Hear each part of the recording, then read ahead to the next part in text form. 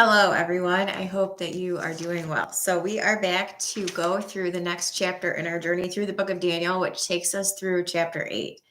And I will just say that we are getting into some chapters where I understand why there is so much confusion about what means what.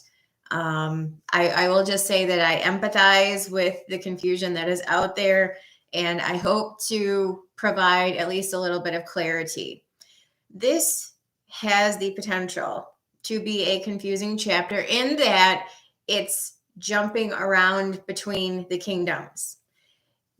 Daniel 8, just like Daniel 5 did, Daniel 5 provided the movement from the head of gold to the chest and arms of silver, which was the movement from the Babylonian Empire to the Medo-Persian Empire. Here in Daniel 8, we're going to see the movement from the Medo-Persian Empire to the Greek Empire. We're going to be shown several leaders that would arise within the Greek Empire, one of which is a foreshadow of the fourth kingdom, the fourth beast. So we're actually dealing with three separate things here. The first is the Medo-Persian Empire that existed at the time of Daniel's vision. Second is the movement from Medo-Persia to Greece, along with the Greek rulers, the one who took over, which was Alexander the Great, and Antiochus Epiphanes. Antiochus Epiphanes being the foreshadow of the fourth beast, they did similar things, not the same, but similar. So the one provides a template for the other. So I understand where confusion comes from, but let's try to get through this and we will see how all of this fits together. So like I said, in Daniel 5, we saw the transition from the Babylonian Empire, which was the head of gold, to the Medo-Persian Empire, which in Nebuchadnezzar's statue was the chest and arms of silver. Now we're going to move from the chest and arms of silver to the belly and thighs of brass, which represents the Greek Empire.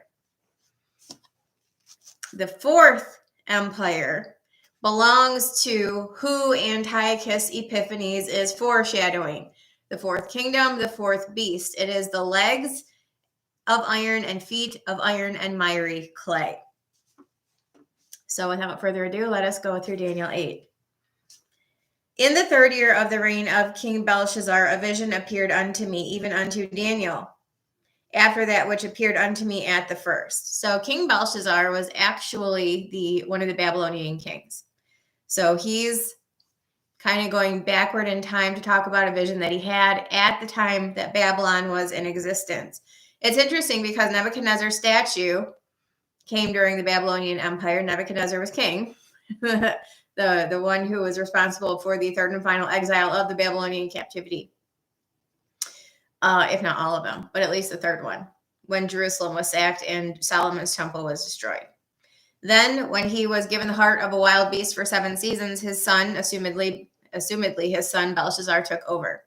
Belshazzar was the king when Daniel's night visions in Daniel 7 were given about the 4 beasts who mirror the 4 kingdoms in Nebuchadnezzar's statue. In Daniel 8, we are also seeing a series of night visions given in the reign of Belshazzar.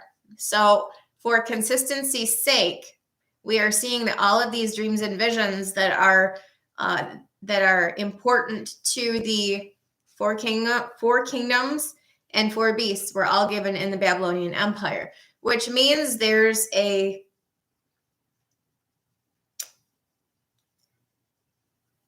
it just means that there's consistency. There's the same starting point for all of them. So if you have 4 and they all start at the same point, then meaning that all of the dreams were given in the same empire, same starting point, then you know that everything is related linearly, if that's a word.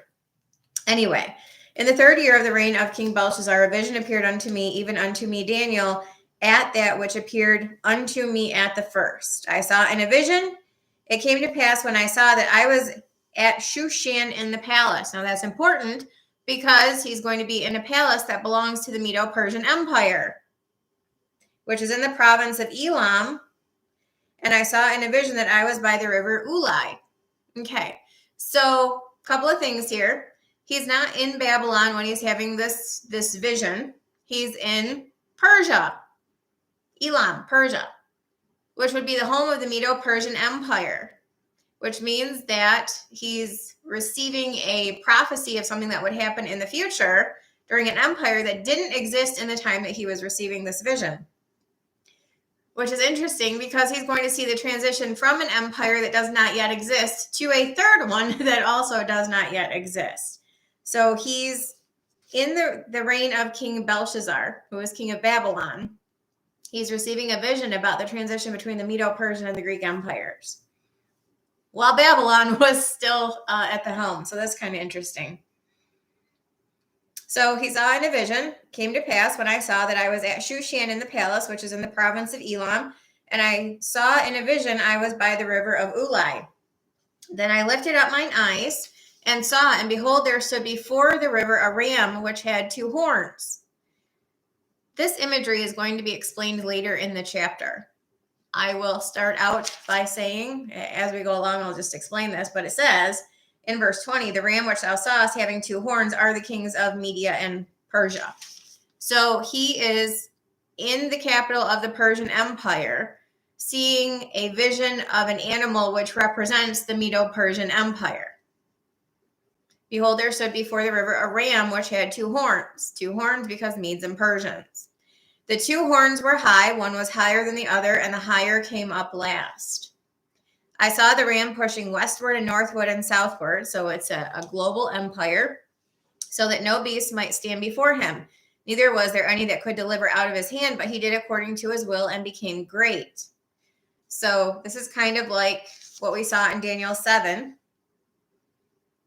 Daniel 7's night visions, also in the reign of Belshazzar, king of Babylon.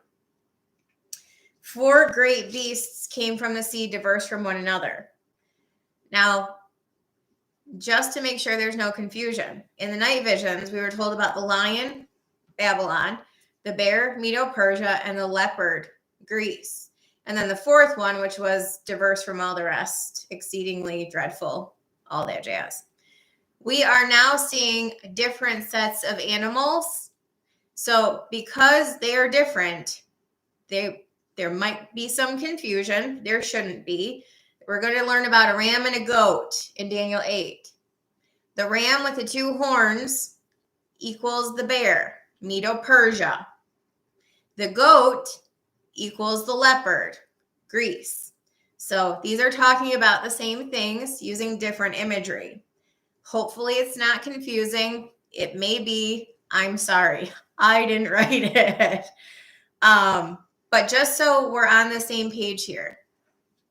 Well, you're very welcome. Hi, welcome. Nice to see you. Like I said, there might be confusion, and I'm sorry, I didn't write it. But we need to make sure that we're understanding what is being talked about. So in the statue, you have Babylon, which is the head of gold, which is the lion in Daniel's night visions, the first beast. Then in Nebuchadnezzar's statue, you have the chest and arms of silver. That's Medo-Persia, which is also the second beast in the night visions, which is the bear, which is also Daniel 8's ram with 2 horns. In the statue, the third, you have the belly and thighs of brass. That's Greece. You take that over to Daniel 7's night vision. That's the leopard with 4 heads. That's going to come into play because here in Daniel 8, you're going to be told about a goat. And there's going to be 4 horns that come up out of that same kingdom, which are going to correlate to the 4 heads of the leopard in the night visions. So hopefully that provides a little bit of clarification here. So let's continue along. This is why I put a chart together of all of this, because there's a lot of it and it can get substantially confusing. So like I said, I empathize with those of you who might have a hard time with this because it's not easy. Let me just say one other thing about that. It's not meant to be easy. The book of Daniel is meant to be hard. In Daniel 12, we learn this, that it's a sealed book until the time of the end. It is not intended to be an easy read, and it's not sealed from us. It's sealed from Israel, who is absent the Holy Spirit to help discern it. When we go through Daniel 12, we'll put some of that in context also. But Daniel is a sealed book. It's not easy to understand. It's not meant to be easy to understand. So if it's not easy for you, that's okay. Returning to Daniel 8:3, I lifted up mine eyes and saw, and behold, there stood before the river a ram which had 2 horns, Medo-Persia.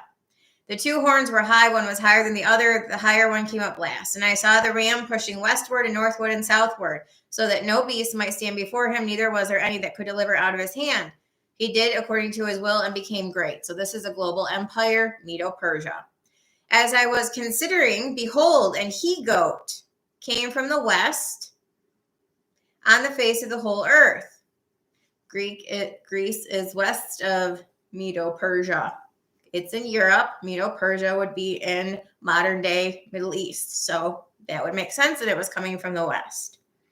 As I was considering, behold, an he-goat came from the west on the face of the whole earth. So it is also going to be a global empire. This is your transition between Medo-Persia and Greece, which I had seen standing before the river and ran into him in the fury of his power. Just so you guys know, that's Alexander the Great. And I saw him come close unto the ram. He was moved with choler against him and smote the ram and brake his 2 horns. Medo-Persia, bye-bye. There was no power in the ram to stand before him, but he cast him down to the ground and stamped upon him, and there was none that could deliver the ram out of his hand. Enter Greek Empire. Therefore the he-goat waxed very great, Alexander the Great, to be specific. And when he was strong, the great horn was broken, and for it came up 4 notable ones toward the 4 winds of heaven. Or what were we told about the Greek Empire, the beast that represents the Greek Empire in the night visions in Daniel 7? After this, I beheld him, lo, like another like a leopard, which had upon the back of it 4 wings of a fowl. The beast also had 4 heads, and dominion was given to it. Or what are we told about the same thing? That after the original great horn that came up between the eyes of the goat was broken, 4 notable ones toward the 4 winds of heaven. So this is how we know that these are the same things, because the imagery is going to be consistent. Even if the animals are different, there will be similarity in other imagery to help us understand the same of it. Now, this is where we're going to, I told you there were 3 specific things that we need to watch for in this chapter. One was the movement from Medo-Persia to Greece, which we just saw. The next is who one of those 4 horns is going to be. The great horn, Alexander the Great. But one of the 4 horns that comes up from that same empire, one of the 4 notable horns, is Antiochus Epiphanes. We need to understand that, because the third thing that we need to take from this chapter is that the 4th beast is foreshadowed by Antiochus Epiphanes. This is why there is, I think, confusion about trying to make things that were related to Antiochus Epiphanes about the 4th beast in the end time, specifically about the 2300 days that we're going to talk about here. That related to the abomination the sacrifice of the unclean animal by Antiochus Epiphanes in the Second Temple. That is not the same as the abomination of desolation in the 70th week, the midpoint of the 70th week. Those are not the same. The one is a foreshadow of the other to help you understand the sequence of events, or what it looked like before, to help you understand what it will be in the future. Not specifically that, but the action that will come out of that. We learned specifically about what the abomination of desolation is in Daniel 11. However, like I said, 3 main things that we need to take from Daniel 8. First is the movement from Medo-Persia to Greece. Second is the introduction of Antiochus Epiphanes as one of the 4 notable horns that comes up after Alexander the Great. And that Antiochus Epiphanes is a foreshadow of the 4th beast. But while his actions are similar, they are not the same. So, having said that, let us continue. So, referencing Alexander the Great. Therefore the he-goat waxed very great. When he was strong, the great horn was broken, and for it came up 4 notable ones toward the 4 winds of heaven. And out of one of them came forth a little horn. Okay, So this is really important to distinguish, okay? Because in Daniel 7, the fourth beast, let me read these. Daniel 7, talking about the fourth beast. After this, I saw in the night visions, and behold, a fourth beast, dreadful and terrible, strong exceeding. It had great iron teeth. It devoured and brake in pieces and stamped the residue with the feet of it. It was diverse from all the beasts that were before it. So it wasn't the lion, the leopard, or the bear. It was diverse. And it had 10 horns. I considered the horns, the 10 horns. And behold, there came up among them, among the 10 horns, another little horn. That's your fourth beast, your beast from Revelation 13, given the mouth speaking great things and blasphemy, power given him to continue 40 and 2 months, where he tramples over everyone. So you, in Daniel 7's night visions, you have 10 horns, and then you have a little horn coming up among them. But what's important to know is that before that little horn came up, 3, lion, leopard, and bear, 3 horns were plucked up by the roots. So the little horn that comes up among the 10, that is not part of the lion, leopard, and the bear. He's distinct from them because those 3 came and went. They were plucked up by the roots. So this fourth horn, this little horn, is not part of the first 3 that came before, and yet he's attached to the 10 horns. I considered the horns, and behold, there came up among them another little horn, before whom there were 3 of the first horns, lion, leopard, bear, plucked up by the roots. And behold, in this horn were the eyes like the eyes of a man, and a mouth speaking great things. That's your fourth beast, your Revelation end times fourth beast. Now, I'm going back to that to make a clarification here, to make a distinction. Because right now in Daniel 8, we're talking about the Greek Empire. We're talking about the goat that had the big horn between its eyes, and that horn was broken, and then 4 other notable horns came up in the Greek Empire. This is Greek Empire specific. And out of one of those horns that is specifically related to the Greek Empire came forth a little horn. So the little horn that came forth out of the 4 horns that came after Alexander the Great inside the Greek Empire is not the same little horn that came up among the 10 in Daniel's night visions. In Daniel's night visions, the little horn that came up among the 10 is the beast and the 10 kings.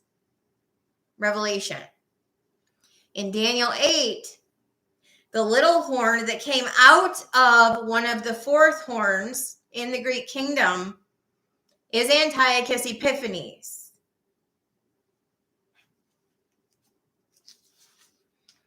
Out of one of them, out of one of the 4 Therefore the he-goat waxed very great.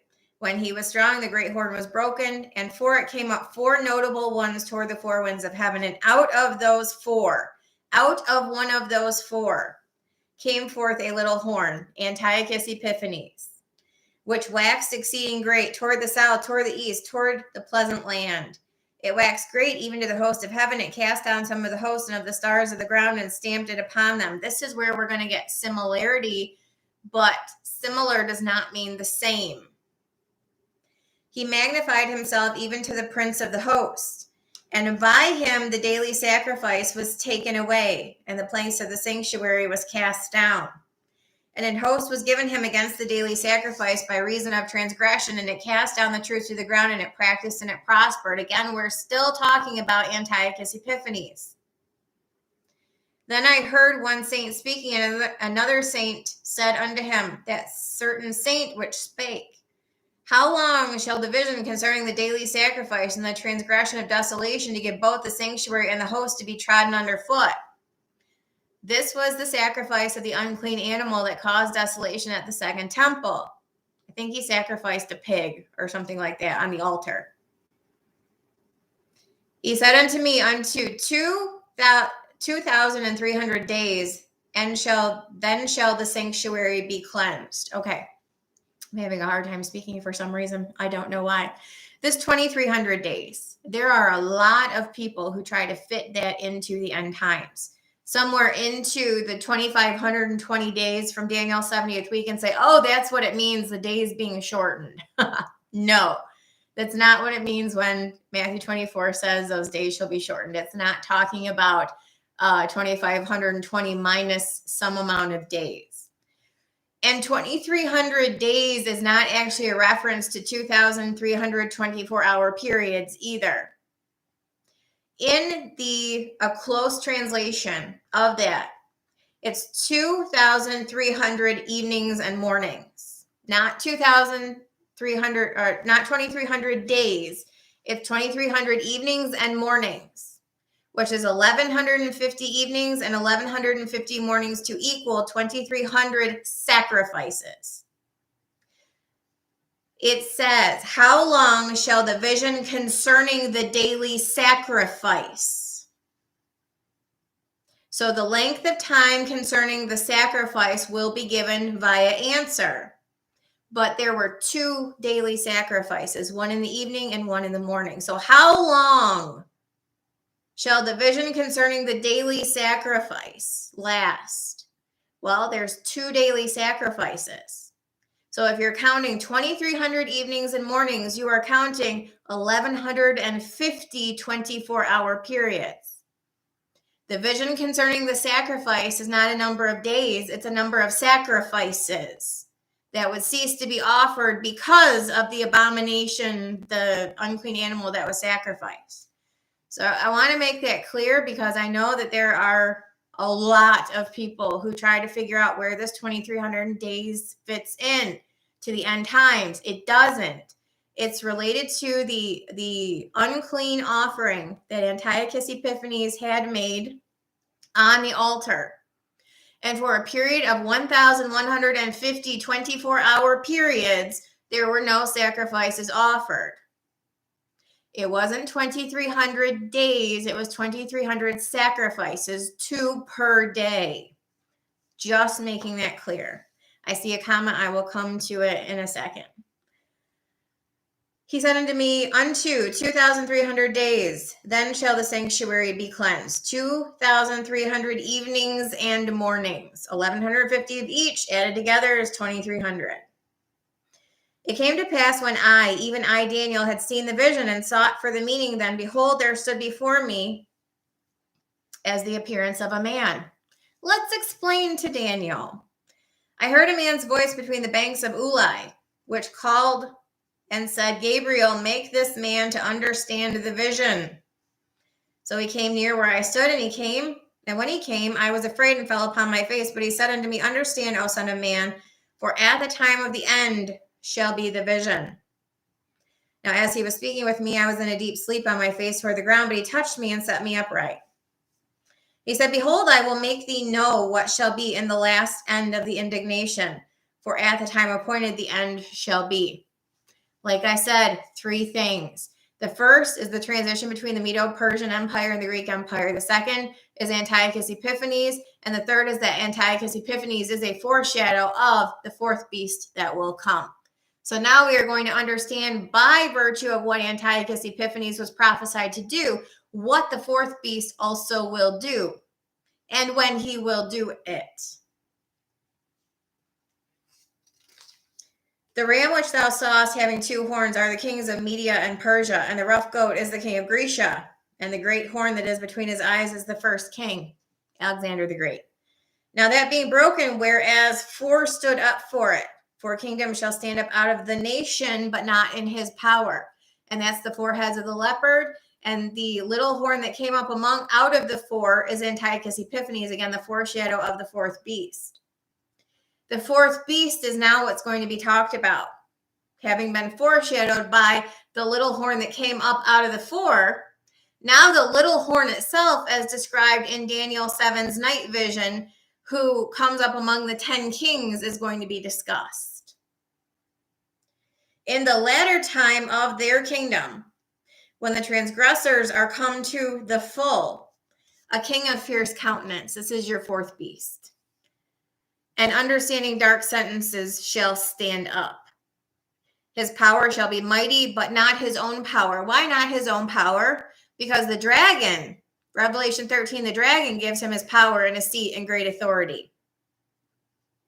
His power shall be mighty, but not his own power. He shall destroy wonderfully and shall prosper and practice and shall destroy the mighty and the holy people. Because what are we told about in Revelation 13? That after the abomination of desolation, the mouth, he's given a mouth speaking great things and blasphemy. Power is given unto him to continue 40 and 2 months, the second half of the 70th week. There was given unto him a mouth speaking great things and blasphemies, and power was given unto him to continue 40 and 2 months. He opened his mouth and blasphemy against God, to blaspheme his name, his tabernacle, them that dwell in heaven. It was given unto him to make war with the saints, to overcome them, and power was given him over all kindreds and tongues and nations. But it says,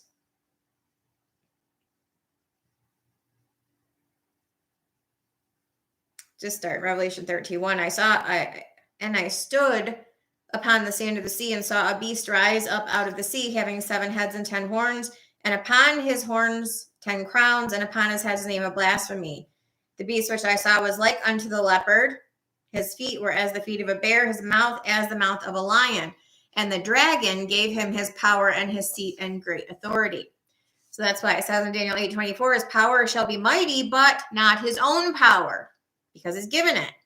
He shall destroy wonderfully, he shall prosper, practice, shall destroy the mighty and the holy people. Because that's what we're going to learn about in Daniel 11, actually, where it talks about from the midpoint of the week abomination of desolation, it says the king shall do according to his will. The fourth king, the fourth beast, he shall exalt himself, magnify himself above every god, shall speak marvelous things against the God of gods, and shall prosper till the indignation be accomplished, for that is determined shall be done. Shall prosper till the indignation be accomplished is that being given power to continue 40 and 2 months.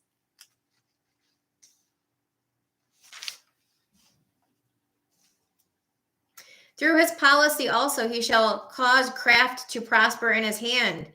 He shall magnify himself in his heart, and by peace shall destroy many. This is not like a land for peace thing. This is consider the events at the midpoint of the week when this guy ascends to power, this beast ascends to power. They're going to worship him, his image, or receive his mark. This is what it means to, when it says to magnify himself in his heart, that's the abomination. The king shall do according to his will. He shall exalt himself and magnify himself above every god, shall speak marvelous things against the God of gods, shall prosper till the indignation be accomplished. That's what it's talking about. It's talking about the abomination of desolation. And then it says, and by peace shall destroy many, because what is the deception? And even Jesus in Matthew 24, after the abomination of desolation, he says, when ye shall therefore see the abomination of desolation spoken of by Daniel the prophet stand in the holy place, whosoever readeth, let him understand. Then let them which be in Judea flee into the mountains. Let him which is on the house not come down to take anything out of his house. Neither let him which is in the field return back to take his clothes. Woe unto them that are with child, and to them that give suck in those days. Pray ye that your flight not be in the winter, neither on the Sabbath day. For then shall be great tribulation, such as was not since the beginning of the world to this time, no, nor shall ever be. And except those days should be shortened, there should no flesh be saved. But for the elect's sake, those days shall be shortened. That means by their flight out of Jerusalem, their days in Jerusalem shortened by their flight out, because if they stay, there shall no flesh be saved. What does that mean? Why would there no flesh be saved if they don't leave? Because in the next verses it says, if any man shall say unto you, lo, here is Christ, or there, believe it not, for there shall rise false Christs and false prophets, beast and false prophet, Revelation 13. And the false prophet in Revelation 13 specifically is said to show great signs and wonders, insomuch that if it were possible, they should deceive the very elect. But those very elect are not there. They're preserved and protected by God in the wilderness for that second 42 months, that second 1260 days. He's saying you need to leave Jerusalem, and they're going to be taken on the wings of a great eagle. We're going to learn that in Daniel 12. At that time, the great prince, Michael, the great prince, which standeth for the children of thy people, he's going to stand up and he's going to take them on the wings of a great eagle into her place where she's nourished for a time times half time from the face of the serpent. They will be away from deception Because if they don't leave, there should no flesh be saved, because they would be deceived into doing what? Worshipping the beast, the image of the beast, or taking the mark of the beast, which Revelation 14 says is an immediate death sentence. That the smoke of their torment ascendeth up forever and ever, and they have no rest day nor night who worship the beast, his image, or whosoever receiveth the mark of his name. So this is what it says, and by peace he shall destroy many, because you'd have peace with him if you do what he says under threat of death for not worship me, my image, or take my mark, and you'll live forever. By peace he shall destroy many. That's not talking about the first half of the 70th week. That's not talking about like the covenant that gets confirmed. That's talking about the worship of the beast, the image of the beast, or receiving the mark of the beast. And then we're told he shall also stand up against the prince of princes, and he shall be broken without hand. That we learn about from Revelation 17. Talking about that same beast and 10 kings, these shall make war with the Lamb shall overcome them, for he is the Lord of lords, King of kings, and they that are with him are called and chosen and faithful. Verse 26 of Daniel 8, and in the vision of the evening and at morning, which was told is true, wherefore shut up the vision, for it shall be for many days. I, Daniel, fainted and was sick certain days. Afterward I rose up and did the king's business, and I was astonished at the vision, but none understood it. So I think the biggest takeaways from this chapter are understanding